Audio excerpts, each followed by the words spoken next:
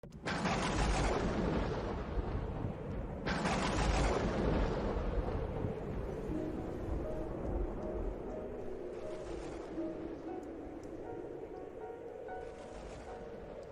Seigneur soit avec vous. Et avec votre esprit. Évangile de Jésus-Christ selon saint Luc. Gloire à toi, Seigneur. En ce temps-là, entré dans le temple, Jésus se mit à expulser les vendeurs. Il leur déclarait: il est écrit, ma maison sera une maison de prière. Or, vous en avez fait une caverne de bandits. Et il était chaque jour dans le temple pour enseigner. Les grands prêtres et les scribes ainsi que les notables cherchaient à le faire mourir, mais ils ne trouvaient pas ce qu'ils pouvaient faire. En effet, le peuple tout entier était suspendu à ses lèvres et l'écoutait. Acclamons la parole de Dieu.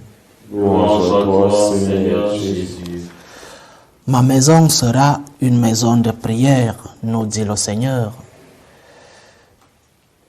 On ne peut vraiment pas dire que le temple de Jérusalem n'était pas respecté. Cependant, le Seigneur, malgré le grand respect que donnaient les Juifs au temple, le temple était très respecté. C'était sacro-saint pour tous les Juifs. Mais le Seigneur vient pour supprimer ou alors pour purifier ce respect qui était plus culturel que religieux. Le Seigneur vient purifier parce qu'il y avait autour de ce temple, dans certains endroits de la structure même du temple, des boutiques où on vendait des animaux pour les sacrifices, où on vendait les offrandes. Il faut rappeler que tout juif était obligé de payer des impôts pour le temple.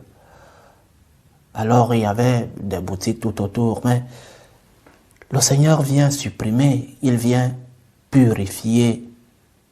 Évidemment, cela n'a rien à voir avec nous, ou alors très peu, même si dans certaines églises actuelles, surtout dans les cathédrales, il y a des boutiques de souvenirs où on vend, je ne sais pas, des images, des articles religieux et des souvenirs, quoi. Mais cela n'est pas de nos jours une situation qui trouble le sens même du temple, qui trouble l'objectif du temple dans les cathédrales aujourd'hui. Les boutiques sont isolées de la grande surface liturgique. Mais il y a d'autres situations. Par exemple, quand le temple devient un lieu pour d'autres activités, parfois des activités religieuses, des activités caritatives, des activités même ludiques, par exemple des concerts, des représentations théâtrales. Il faut faire très attention. Il y a des exceptions, arrive le temps de Noël, des concerts de musique religieuse, des représentations de la Passion du Christ pendant la période de Pâques et tout, mais il faut faire très attention. Le temple est la maison du Seigneur. Le temple est une maison de prière, est un lieu sacré. Il faut y avoir tout le respect possible parce que Dieu y habite, c'est la maison de Dieu. C'est où Dieu nous attend. On doit prier partout. On peut prier chez soi, on peut prier dans la rue, dans sa voiture, dans son lieu de travail. Il faut le faire. Il faut avoir un esprit de prière permanent, mais Dieu habite dans son temple. Alors la posture, les vêtements, nous entrons parfois dans les temples, dans l'église, et nous commençons à parler comme au marché. Notre vestimentaire n'est pas très catholique, disons-le ainsi. Et d'autres situations un peu plus fréquentes, le manque de respect au Seigneur quand nous sommes dans le temple. C'est la maison de Dieu. Ma maison sera une maison de prière, dit le Seigneur. C'est pas une maison de rencontre entre des copains dans un bar. C'est une maison de prière, c'est la maison de Dieu. Alors, respect pour nos temples. Peut-être il faut copier chez nos frères des autres religions. Je ne conçois pas, ou alors je ne m'imagine pas, dans une mosquée, des gens en train de parler, dans un temple juif. Mais nous les chrétiens, nous les catholiques, nous avons perdu la sacralité du temple. Dieu habite ici. Alors, ce n'est pas un respect pour les quatre murs, la structure physique. C'est un respect pour la personne qui y habite. C'est la maison de Dieu. Alors, chers frères et sœurs, faisons très attention. Et il y a d'autres situations un peu plus fréquentes. Par exemple, la conduite des enfants. Ils sont des enfants dans les temples. Mais c'est un devoir de parents d'éduquer nos enfants.